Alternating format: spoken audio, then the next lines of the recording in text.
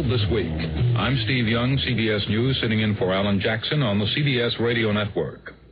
An evacuation from Cambodia was completed this week, and reporters ending a self-imposed embargo told a strange tale of what happened after the Khmer Rouge came to power. South Vietnamese refugees continued their journey toward the continental United States as the parents of two of the last Americans to die in South Vietnam were told their sons' bodies were back in Saigon.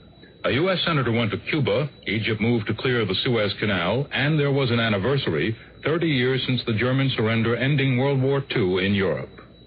After several hundred foreigners who had been confined to the former French embassy made it by truck convoy to the Thai border, newsmen felt free to report what they had seen in Cambodia.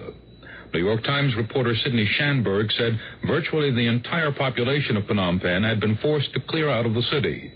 The Khmer Rouge commanders appeared to be enforcing a mass migration to rural areas in something resembling a peasant revolution.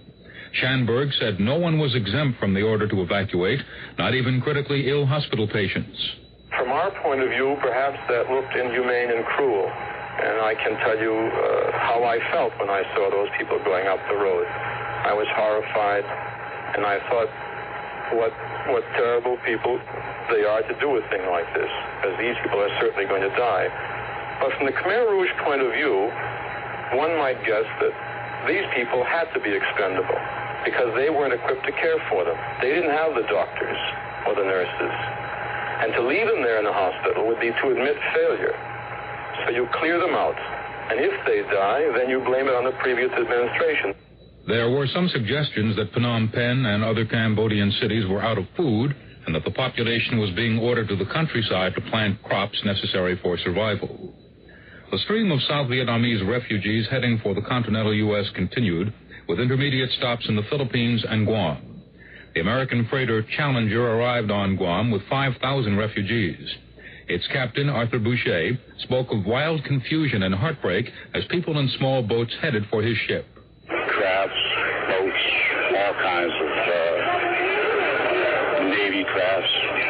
Some were burning, just cast adrift, and people scrambling about trying to get on board. It was impossible. We heaved anchor and steamed out of the area. Thousands, said Boucher, were left behind in South Vietnam. Also left behind in Saigon because of confusion during the final evacuation of Americans, the bodies of two Marines, Corporal Charles McMahon, Jr. of Woburn, Massachusetts, and Lance Corporal Darwin Judge of Marshalltown, Iowa. Charles McMahon, Sr. spoke with newsmen after the Pentagon said it was mistaken when it told him earlier in the week the body was on the way home.